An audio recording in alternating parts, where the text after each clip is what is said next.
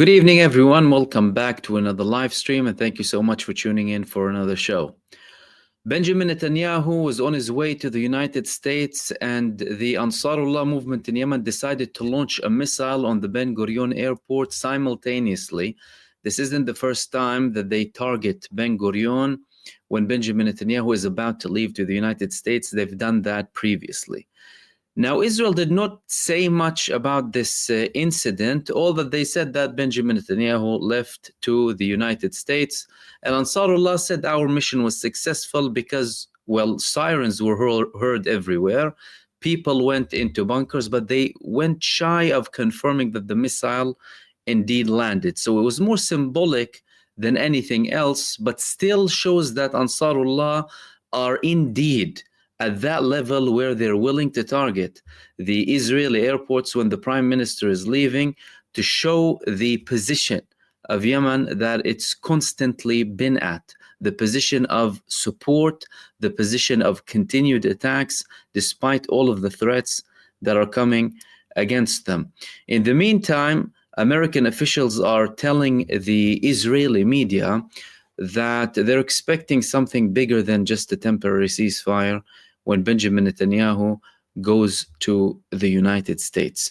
They're talking about more details being spoken about, and Israeli sources as well confirming that the meeting that Benjamin Netanyahu is going to have with Donald Trump is going to talk about ending the war, not just a temporary ceasefire. The American officials are telling the Israelis that we want this to end. The war must end, according to reports coming from multiple sources in Israel. In the meantime, more senior figures in the Israeli army now are talking about the lies, the illusion of victory that is being sold to the Israeli public, so that Benjamin Netanyahu can show the public that he's winning somehow, and how far that is from the reality on the ground, especially inside of the Gaza Strip. So we'll begin with this report here. Yemeni missile attack hits Israel's Ben Gurion airport. This came just after or during or, almost at the same time as Benjamin Netanyahu departed to Washington to meet with Donald Trump. The Israelis didn't report anything about this, by the way. It was only the Yemeni media and some media in the Arab world spoke about this attack that came from them. Israel didn't want to embarrass Benjamin Netanyahu, tell him, oh, look, Yemen attacked you when you were on your way to the United States. This is symbolic more than anything. Of course, Yemen doesn't have the precision guide missiles to target an airplane of the Israeli prime minister. However, it was more symbolic than anything else, targeting the Israeli airport when Benjamin Netanyahu is leaving to the United States. They did that before, previously, and again, it did damage in the airport. The flights were canceled, and today even the flights were canceled, and all of the operations were stopped for a period of time. But Benjamin Netanyahu continued to Washington to speak with Donald Trump about the ceasefire. What does this mean in relation to Ansarullah in Yemen? Targeting the Ben Gurion airport after several days of attacks continued by the Palestinian resistance, and after several weeks of Israel not even attacking Yemen, by the way. Israel isn't carrying out any sort of attacks in Yemen for the past almost month now. But Yemen continued to attack. It's showing a moral position. Yemen constantly reiterates that their position towards Palestine stems out of faith, out of religious obligation, out of humanitarian obligation, and from their perspective, they're willing to sacrifice everything for those positions and those morals and those values. They talk about the need to constantly support the Palestinian people, even when there are talks about a ceasefire. And in the previous ceasefire, by the way, Yemen was constantly attacking Israel up until the last second, even when the deal was almost done. One day before, you'll have the Palestinian resistance attacking, and Yemen will attack too. And at the time, they also stated that we are attacking Israel to support the Palestinian negotiator, to support them in the negotiations with Israel, not just out of solidarity and up until the genocide ends and the siege is lifted. No, we want to support them in the negotiations. Again, Yemen is proving time after time that their position is unmatched. Ansarullah, at least in relation to the continuation, the consistency of this open front towards Israel and for the Palestinian people. And this is coming not just based on a certain movement, by the way, ideology or anything of the sort. No, it's the Yemenis who do that. The Yemeni people protest every single week with millions in the streets, every single week consistently. So the level of solidarity that comes from the Yemeni people and the level at which they believe in the need to support the Palestinians is very strong and is unmatched. And that is being translated by Ansarullah in Yemen. Showing you what? Showing you the level of, number one, freedom of expression of the people. Number two, the level of democracy, the level of championing human rights, the level of implementation of international law. You want to talk about international law? They're implementing international law. And we know very well who goes against international law and who supports them against international law. That's Yemen for you. The only country with this consistent position against Israel since the beginning of the genocide. Never have they stopped. Never have they taken a step back. Not when they were attacked by the United States. Not when they were attacked by the United Kingdom. Not when a genocide coalition was formed. Not when there were several aircraft carriers. Nothing fazed them. Not when the bombs were landing on them and their phone. Nothing fazed them. As a matter of fact, they expelled American aircraft carriers from the Red Sea, and the United States eventually had to reach a deal with them to stop the attacks in Yemen because of the level of intensity and consistency of attacks coming from Yemen against the genocide coalition forces led primarily by the United States and Britain in support of Israel in the Red Sea to try and lift the siege of the Eilat port.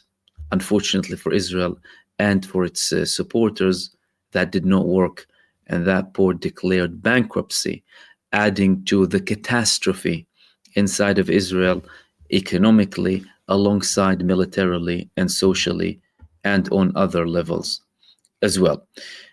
Now, this attack came after Benjamin Netanyahu, of course, or during, simultaneously with his departure to visit Donald Trump in the United States.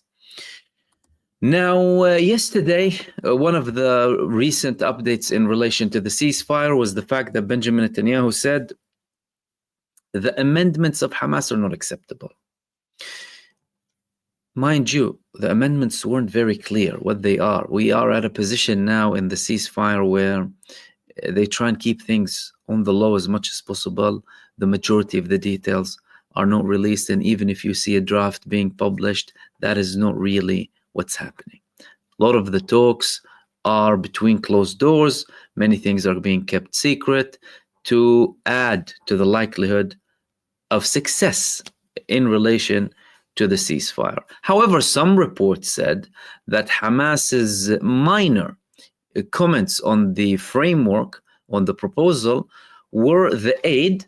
So they want to get rid of the GHF, this proxy move coming from the United States and Israel, and their mercenaries still killing people too, tying themselves with these militias from Gaza. Now, by the way, the Palestinian resistance gave an ultimatum to this traitor in Gaza, Yasser Abu Shabab, told him, submit yourself, otherwise you will be eliminated. And today there was a joint statement that was from the Gaza authorities a couple of days back. Now there's a joint statement, by the way, that came from the Joint Palestinian Resistance Committee inside of the Gaza Strip, sending him a severe warning and anyone aligned with him, telling them that all of them are going to be eliminated.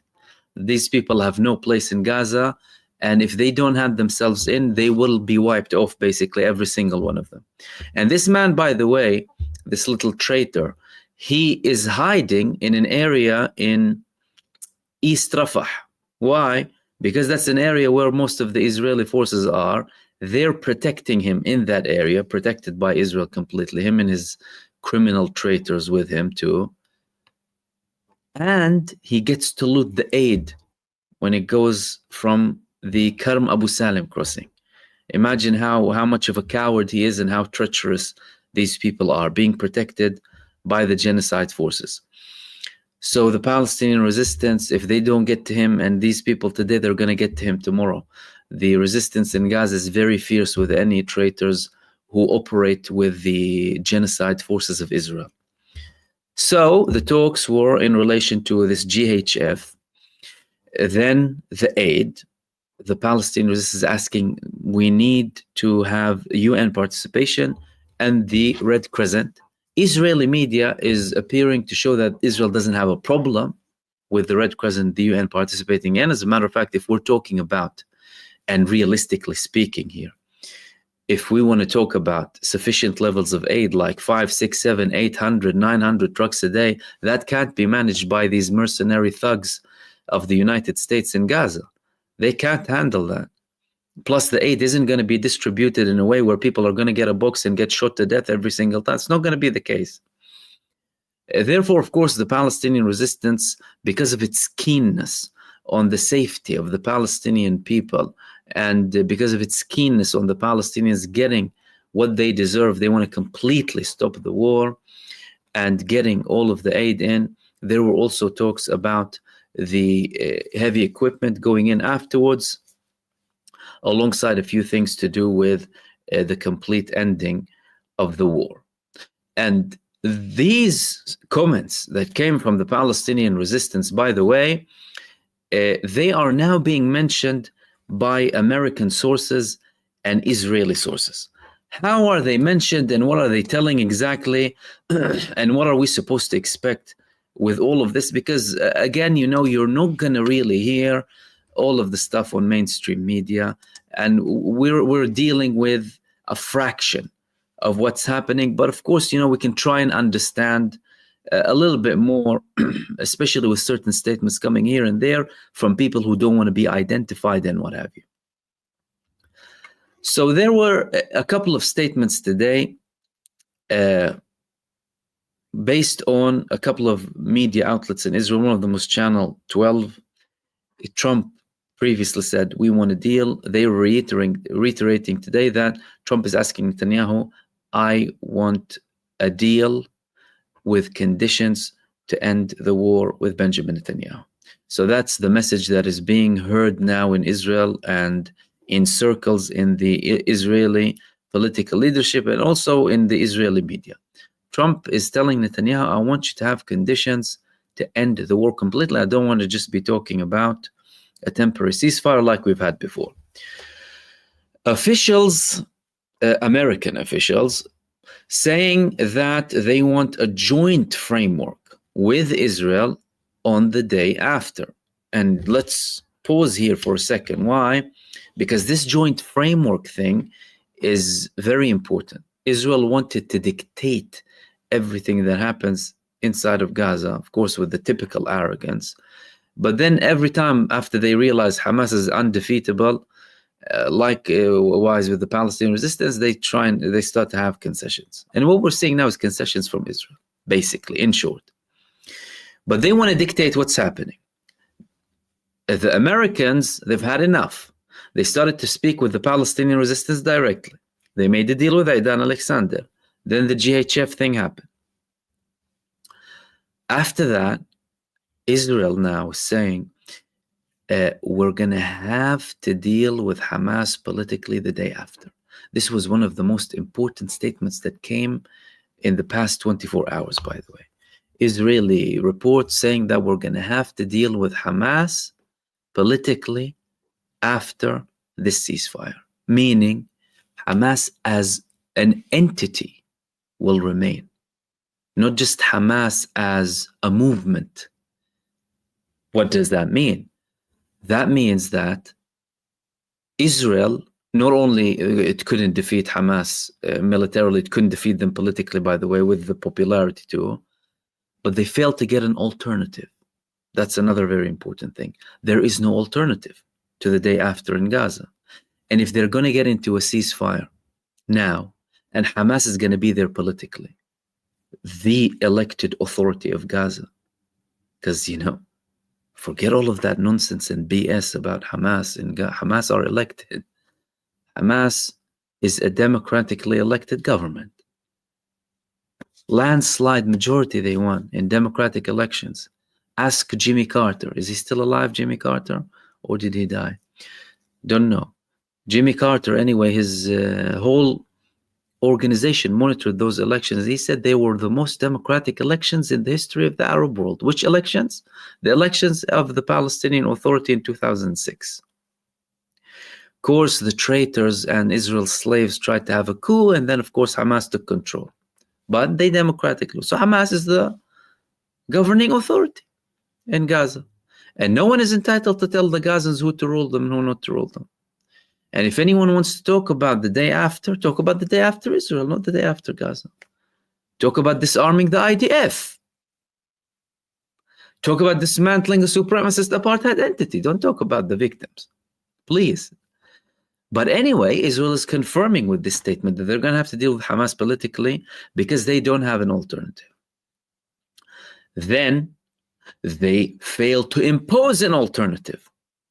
So not only that they don't have an alternative they can agree upon with Hamas and the Palestinian resistance, they fail to impose an alternative apart from this rat called Yasser Abu Shabab, who is going to be taken down at one point, hiding in East Rafah, being protected by the Zionist genocide troops.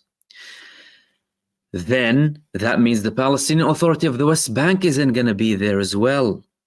Abu Mazen, was hoping to come over the bodies of the Palestinian children with Israel, like he was hoping to come on Israeli tanks in 2008, by the way, when he was hoping that Israel can defeat Hamas for him so he can come back to his house in Gaza that Israel did not attack, by the way. It's still as it is. That also did not work. And that is very important. That is showing you that there is no alternative and that the future, even in the medium term, short to medium terms, will include Hamas in Gaza because there is no other alternative, and no other alternative could have been imposed on the Palestinian resistance, and the Palestinian resistance was still there despite all of the attempts to take them down. US officials, also quoted by Channel 12, also said that the United States wants clear definitions from Benjamin Netanyahu and Israel to end the war. This is also important, and not just vague aims like eliminating Hamas or making Gaza not pose a threat or not having Hamas rule in Gaza, etc. Because according to these officials, there can't be another 7th of October. So the reality of things, of Israel dealing politically with Hamas after the ceasefire, or any potential ceasefire, of course, it's all in the realm of the unknown still. This is being aligned with the United States. This means that the United States, these officials are telling Israeli Channel 12, the aims are vague, eliminating Hamas, vague statements that are clearly non-implementable on the ground. The Americans realize that very well. The Israelis know that, but try and deny it, or at least when it comes to Netanyahu and some of the media supporting him. We'll get to that in a second with another important bit of information coming from Major General Itzhak Brik again from Israel. But the Americans know that, so they want clear lines from Benjamin Netanyahu and not just vague statements. Oh, we want to end them, or we don't want to end them. Then they also want to clarify everything with Netanyahu on the day after, the administration in Gaza, aid and distribution. Things almost aligned with what Hamas wanted or amended. Israeli officials told Israeli Channel 12 too that Israel is showing leniency in relation to expelling Hamas figures from Gaza. Yet another climb down from arrogant delusions, expelling Hamas from Gaza. Expelling who? The people who were fighting you with bare feet for 2 years, who were fighting you starving, and after they lost everything anyway. You're not going to expel anyone. But anyway, Israel is yet another concession from Israel. Within a huge number of concessions, by the way. Number one is Netanyahu going down from eliminating Hamas to defeating Hamas militarily or, harming their capabilities. And then making that number two, and the first priority is releasing the Israeli prisoners of war. Lots of concessions, and most of them are coming from Israel. But again, you're not going to hear a lot of that in the media, of course, because Netanyahu, or some of the media as well, would want to save the face of Benjamin Netanyahu too. Don't forget that. According to reports in Israel about the latest cabinet meeting, this is another important meeting. Netanyahu had a cabinet meeting, a small cabinet meeting, before he went to meet with Donald Trump. That cabinet meeting, according to reports, had Netanyahu saying that there is only one red line to him. What is that red line for Benjamin Netanyahu? Not ending the war. So he does not want to declare that the war has ended. That is his only red line. Therefore, the mechanism, the wording, the terminology is going to be surrounding that sort of definition, at least for the time being.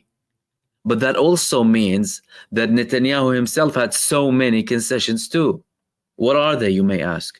Well, getting the aid in for once, Hamas being there, not disarming Hamas, not expelling their leadership, some of their leadership at least.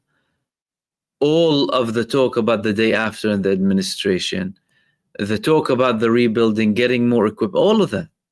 All of these are concessions from Benjamin Netanyahu. And his only red line now is not wanting to end the war completely. And that is according to Israeli officials who were speaking with the Israeli Channel 12.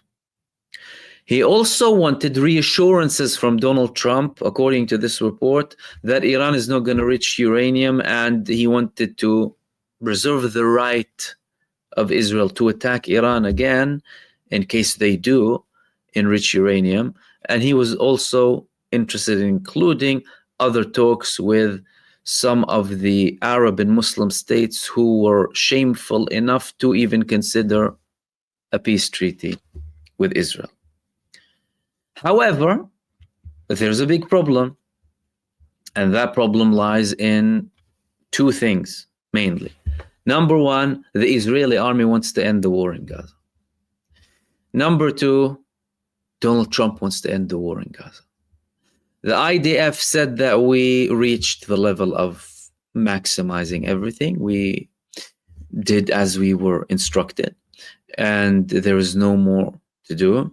They're of course losing. They're not speaking about the suffering and crisis and all of that, to hide the blows that they're getting, the severe attacks that we've been speaking about and showing in the past couple of weeks from the Palestinian resistance. 2 days ago, they confirmed that the resistance is getting more bold and brave in attacks and intensity and confrontation with all types of equipment.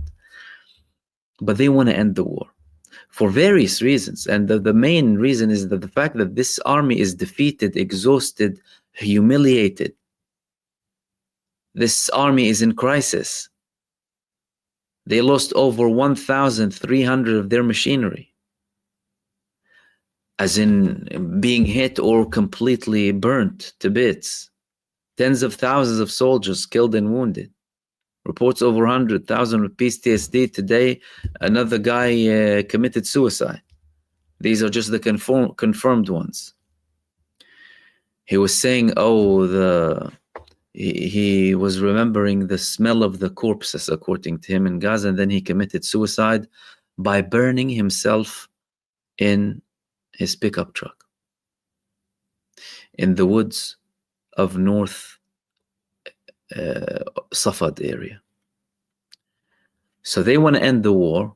They're suffering hugely. And Donald Trump wants to end the war. And these were, by the way, just some of the main details why the IDF wants to end it. Trump wants to end it from his side too, because Trump, although he has similar characteristics to Benjamin Netanyahu, self-obsession, narcissism, egoism, he is tired of the fact that there is no certain status quo that can make certain deals go ahead. He wants a level of quiet in that area. Western establishments don't have a problem with Israel, don't have a problem with controlled chaos. The foreign policy of the United States, of the Pentagon, is controlled chaos, monitored chaos that they control as and when they want. What Netanyahu and Israel have been doing in the past 2 years is uncontrolled chaos. Radical expansion here and there, psychopathy, not really making sure. That's why he had to tame him down and carry out this attack in Fordo, only to end everything. Just shut up and let's get it over and done with. Save some face. You can't beat Iran, and let's get it over and done with. Otherwise, did they do anything to Iran? Iran still has enriched uranium. They still have nuclear facilities. They still have all of their strategic missiles. The don't just use a fraction of them. And the Iranian establishment is still solid. Gaza, 2 years of full-blown genocide and attacks and bombardment. The people are still there. The resistance is still there.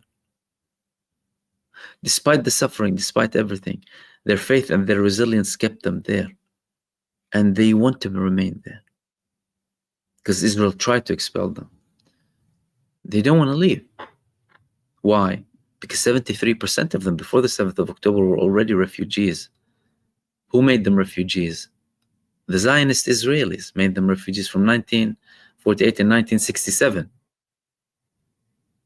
The population of Gaza isn't a population of Gaza. It's a population of Jaffa, of Haifa, of Bi'r Saba, of Asqalan, of other occupied territories that Israel occupied and never allowed them to go back to.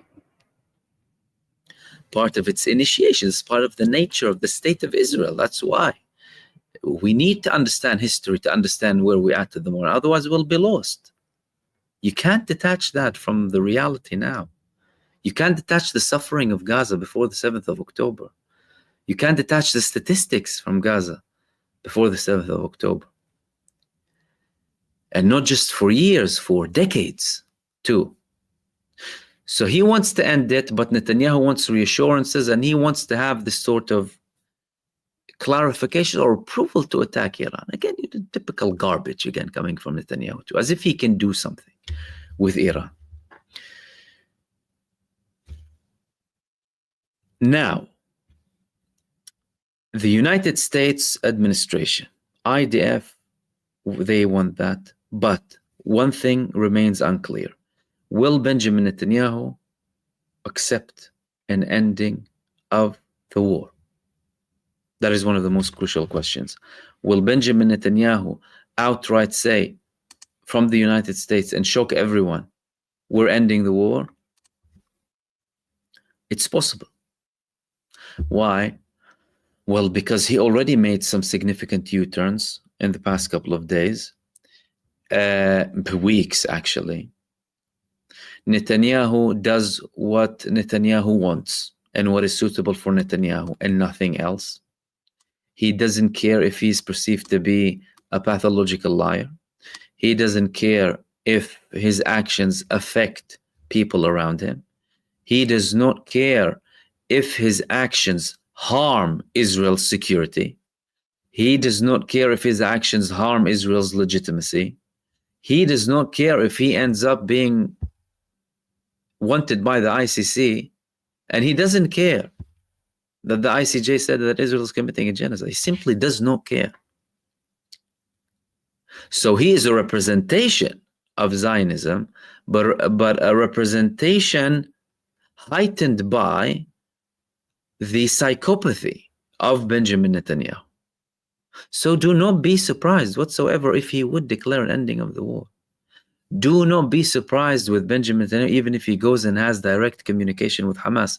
He already had allowed, in many cases, hundreds of millions to Gaza. Wasn't it Hamas?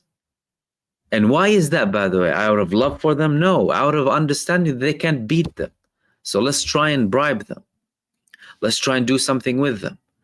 Not really understanding the nature of the Palestinian resistance and the fact that not all of them can be bought with money. Not every person is only looking for money with these people. They're looking for the historical rights of the Palestinian people. They're looking for national rights. They're looking for liberation. They're looking for the release of the real hostages in Israeli dungeons. All of that. So that's in relation to the ceasefire and the attack that came from Yemen. Then another thing that is related to the Israeli Major General, retired Major General Yitzhak Brik, who I've been quoting from the beginning of this war, he's coming up with more interesting statements now. And he is calling the IDF the biggest scammers now. The biggest scammers with constant lies for the Israeli population and manipulating and lying to the Israeli public. So we have this article here in the Israeli Ma'arif, the biggest scam ever. The IDF spokesman is working on the public's behalf. For many years, the IDF spokesperson office has become a tool for glorifying the IDF's name, which is its main purpose, and for creating an illusion among the public that the IDF is the strongest army in the Middle East. Therefore, the organization must be dismantled and rebuilt on the values of the IDF spirit and truth-telling. Of course, Brik is assuming or, thinking that there's some honesty that can be there with the IDF. But hey, everyone is realizing now that we're talking about a different game. We're talking about new levels of lies, new levels of manipulation, and new levels of propaganda coming from the IDF. They were always liars, but nowadays it's different levels. What did he say in this article, and what did I want to share with you here? He said that according to Wikipedia, the purpose of the IDF spokesperson's unit is to strengthen public trust in the IDF, strengthen the legitimacy of its activities, and deter the enemy by influencing the public media space in a state-led, operational, innovative, and proactive manner. The IDF spokesperson's unit includes hundreds of soldiers, counterinsurgents, officers, and regular personnel, headed by an IDF spokesperson with the rank of a brigadier general.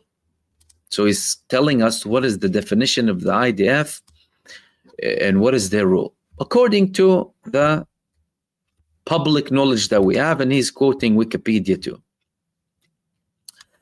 The main problem, according to Yitzhak Brik, is that this organization is not fulfilling its mission to speak the truth and nothing but the truth. Again, assuming that this was the role of the IDF, to speak the truth, and nothing but the truth. But hey, you're talking about an IDF Major General who is a Zionist at the end of the day. For many years, he said the IDF spokesperson's office has become a tool for glorifying the IDF's name and creating the illusion in the public that the IDF is the strongest army in the Middle East. The truth is not a candle for the IDF spokesman, and to achieve its goal, it takes the path of the end justifies all means. The culture of lies and the creation of a virtual reality have become the path of the IDF spokesman, all under the guidance of the highest IDF command, according to Yitzhak Brik, the Major General who's speaking about the IDF. The goal is to create a positive image of the IDF no matter what. This involves covering up and hiding facts, presenting unreliable facts to the public, distorting serious scenarios, and more, all to deceive the public that the IDF is omnipotent. This deception comes at the expense of the values of the IDF spirit and the norms by which we swore to raise the younger generations. This was his following statements about the IDF. What else did he say? The deception and lies backed by the senior commands, the deception and lies of the IDF spokespeople backed by the senior command are degrading the army. The senior command believes its own lies, and instead of investigating the events and standing up for the truth, correcting what is needed, and preparing the army for war, it continues to deceive the people through the IDF spokesperson that our army is the strongest army in the Middle East and is doing nothing to restore it. So it's all a show, it's all an illusion. The public is very comfortable believing lies when it hears that we have an army which we can place our trust in. An incomparably more serious process that led us to October 7th, 2023, and the Iron Swords War, and to the very serious situation we find ourselves today in the quagmire in Gaza. Throughout the war and even now, the culture of lies in the army, conveyed to the public through IDF spokespeople, is climbing to heights we have never seen before. So the level of lies is unprecedented. The goal is to serve the political and military echelons and to gain the approval from the public to continue the fighting that has lost its purpose and is leading us to the edge of despair. Very, very strong comments, by the way, to the Israeli public.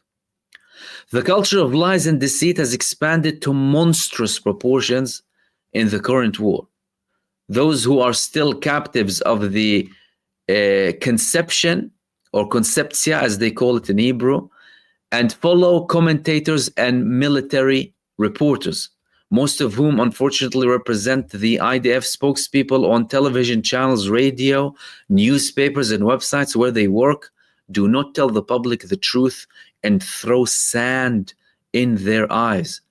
And therefore I claim that they contributed to the most serious failure in Israeli history on October the 7th, 2023. And they are also responsible for the failure that is currently happening in the Gaza Strip, Operation Gideon's Chariots. The IDF spokesperson's comments on television about what is happening today in Gaza are a grain of sand in the eyes of the people and do not connect with the bitter reality that I receive every day in conversations with commanders and fighters. It's something that we mentioned several times, the communication of Brick himself with people who are actively participating in the genocide, commanders and fighters. He also spoke with Netanyahu over 6 times during this war, trying to convince him to stop, by the way, and Netanyahu didn't listen to him. So they do not connect with the reality that he's hearing live. The IDF is outright lying to the people, throwing sand in their eyes. He said that the IDF force structure in Gaza is also dozens of times smaller than the force structure that the IDF spokesperson reports on, due to very low attendance rates, both on regular and reserve forces. So they're talking about divisions, but they're not telling us about the numbers of divisions. Israel is supposed to be deploying all of its forces in Gaza, apart from Division 98 that it withdrew before the or after the escalation with Iran, that it brought down from Lebanon. At the peak point, they had approximately 75,000. 75, some reports said it was about 95,000 genocide soldiers in Gaza. But according to him, they're not saying exactly how many there are. Therefore, he said, there is no significant deployment in the field because there is no one to deploy it with. And therefore, the IDF spokesman's comments about the redeployment or deployment of the IDF forces to nearly 75% of the territory of the Gaza Strip are a farce. This is a farce, a blatant lie. Thousands of soldiers have been discharged or left combat duty due to mental health problems. And the IDF is busy covering up. Quiet and muted refusal. Regular fighters are no longer willing to continue fighting. We don't understand what we're doing here. From Nahal to the Commando Brigade, from Givat to the paratroopers, more and more fighters, more from infantry units are testifying that the IDF's attrition and intransigence left them no choice but to refuse to serve. This is about the crisis in terms of refusal too, with reports in Israel saying that it reached levels of 60 to 70% refusal. The successes that the IDF spokesman talks about in the Gaza Strip do not match the grim reality. The IDF spokesman lies to the public with a determined face in the weekly television briefing that the IDF crushed Hamas and only a few terrorist cells are remaining in the area, while the Hamas has returned to its pre-war size. About 40,000 fighters located in hundreds of kilometers of tunnels, some of which are mixed, and they continue to fight as guerrillas, as they have been fighting since the beginning of the war. They were never an army, and therefore they have not lost their military capabilities, as the chief of staff claims. The same military reporters and commentators who learned nothing after the terrible 7th of October and the disaster continue to broadcast the IDF spokesman's bag of lies. The spokesman receives instructions and legitimacy from the most senior commanders in the IDF and turns severe failures into successes. Every day, military reporters reported from the mouths of the IDF and spokesmen and other senior commanders about hundreds of Hamas deaths every day, and with every raid that IDF has conducted. In reality, it did not happen. He's also criticizing the previous IDF Chief of Staff. Chief Staff Herzi Halevi also did not shy away from reporting himself that 2,000 Hamas fighters were killed in Rafah, in contrast to commanders and fighters who claimed that they only killed a few of dozens, without verifying, by the way. So from a couple of dozens to 2,000. Do you understand the magnitude of lies? 100-fold. So they only killed a few, he's saying, because Hamas did not fight them face to face and they hardly ever meet the fighters on the ground.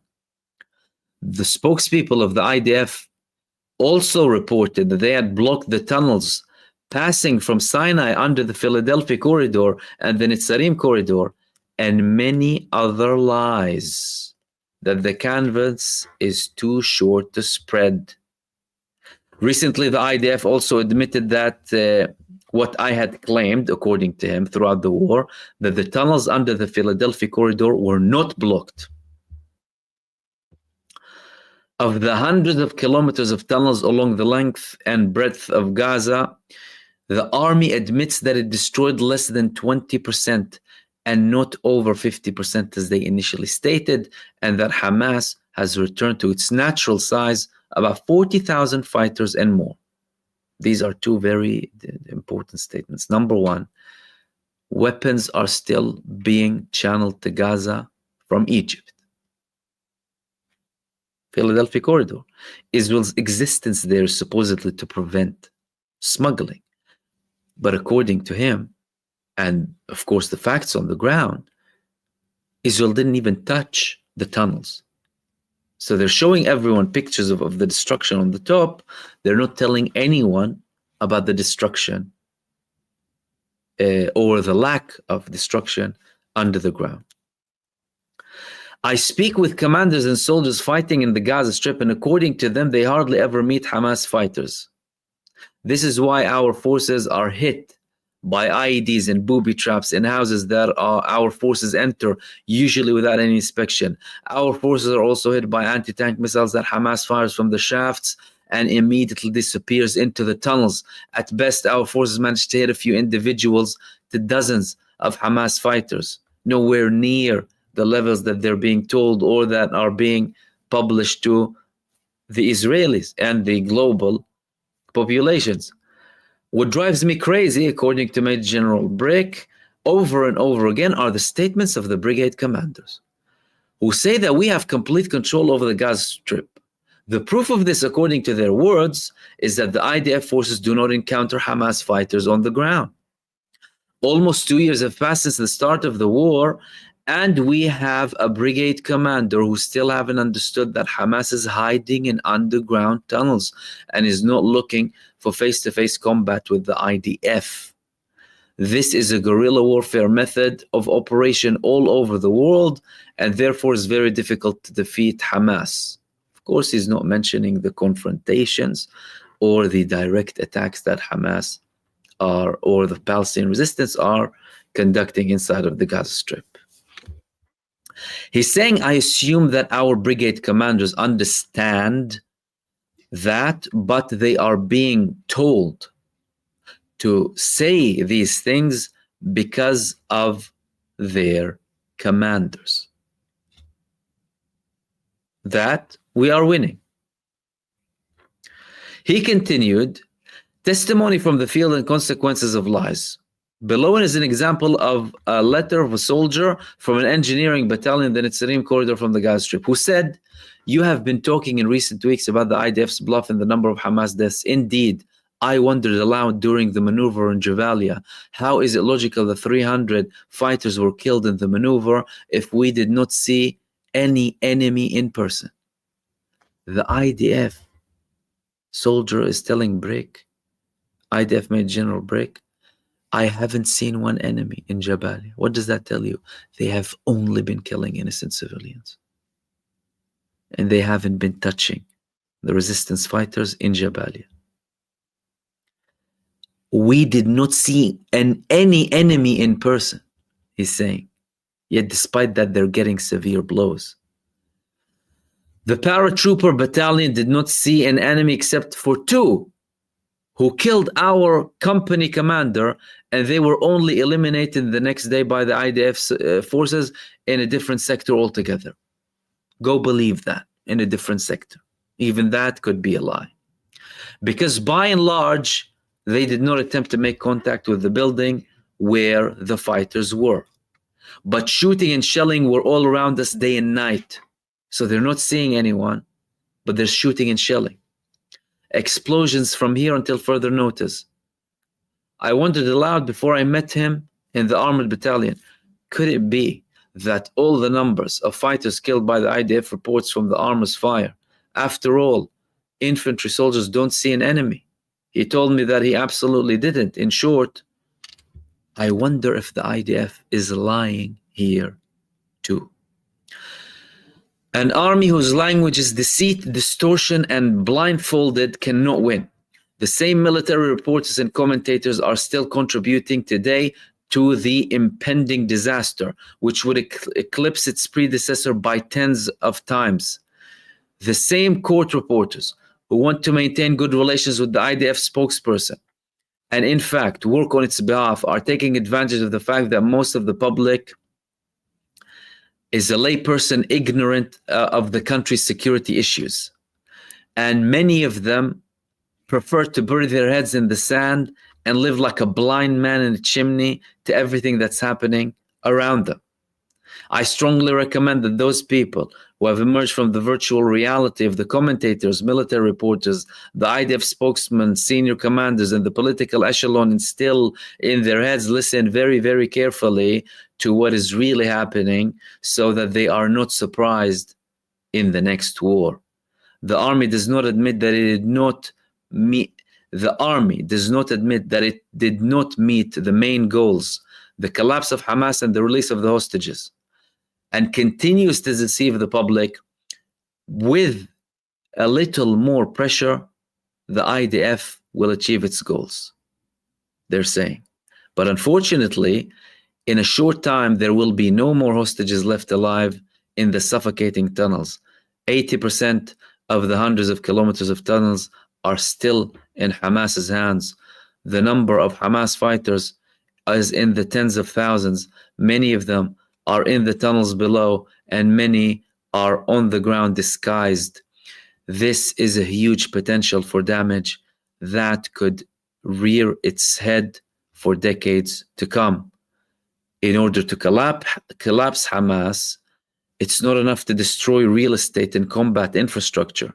We need to get to the tunnels. But the fact of the matter is, we haven't. We need to block the tunnels in the Philadelphia corridor and in the Netzarim axis. However, no suitable means were prepared to destroy the tunnels, and no professional manpower was trained in large quantities before deciding that there would never be a war in Gaza. Due to the lack of redundancy, due to the drastic cuts in the ground forces over the past 20 years, the IDF was forced to leave the territory it had occupied and switch to raiding methods, which is not enough to collapse Hamas. These raids resulted in many losses for our forces, the erosion of reserve personnel, and severe damage to the resilience of our society. So, a very, very clear message here from Yitzhak Brik in relation to the IDF, how much they're lying inside of the Gaza Strip, how much of manipulation they're throwing in the eyes of the Israeli people, and how far everything is from the reality on the ground. In one of the other statements in this article, said the IDF is not only unable to defeat Hamas, but the IDF doesn't have the forces to defend its country's borders. On the Lebanese border, on the Syrian border, on the Jordanian border, on the Egyptian border. The IDF doesn't also have the capabilities to deal with tens of thousands of UAVs and thousands of ballistic missiles if a full-scale regional war breaks out and we have to fend for ourselves again. Instead of preparing for the army, for the threats that are growing at an accelerated pace around the borders, Eyal Zamir, the IDF chief of staff, decided to drag the IDF and the country into the Gaza quagmire with the prime minister, thus bringing disgrace upon himself and a disaster upon the country. Over the years, the IDF spokesperson's office has become one of the main factors in creating a culture of lies in support of the IDF. Arrogance. It brought arrogance, ignorance, complacency, and a failure to accept responsibility, according to Brik. Any responsibility for its actions. As a result, the senior command began to believe its own stories and received reinforcement from the public. So they're lying to themselves and they're getting that reassurance from the people, and they're believing their lies. The public, which also believed the virtual reality created for it by the political and military echelons with the help of the IDF spokesperson, office, and media. The IDF spokesperson structure must therefore be dismantled and rebuilt on the values of the IDF spirit, military ethics, norms of behavior, and truth-telling. To this end, there is no need for hundreds of soldiers and officers, a few dozen with suffice, and at the entrance gate, there would be a sign above every door in the office, which would say, only the truth is reported here. Of course, you know the only truth part here, you know, as if it ever existed. But again, it shows you the level of lies coming and exposed by BRIC. And he added that finally we must initiate a ceasefire to release all of the prisoners of war and save the IDF and save the country. We must put our sleeves up and rehabilitate the army, which is worn out to the bone and lacks tanks, spare parts, and more, and train the infantry and engineering units and prepare them for the next war. We must restore Israel's economy, international relations, resilience of society, and when we return to being strong, according to him, we can meet any challenge. Go figure. But the level of warning, the level of exposure here, the level of criticism coming from BRIC about the reality of the Israeli army is unmatched by anyone in Israel. And this guy is an IDF Major General, retired IDF Major General, resigned, who is still communicating with the commanders and fighters who are still inside of the Gaza Strip. All of that is very, very, very important to understand the reality, because it's coming straight from people who are directly involved. This is not some sort of analysis or, you know, so it's coming straight from them. Of course, you know, anyone who has been monitoring and knows the score. But at least there are some people who are actually confirming that, and BRIC is one of them. And these were the main things that I wanted to share with you in this live stream. Everyone, thank you for tuning in. Thank you for everyone who sent supers. Michael, Khaled, Angela, Joe, Michael, Glenn, and Michael again. Thank you very much for your supers. Much appreciated. And thank you as well, everyone who participated in the chat.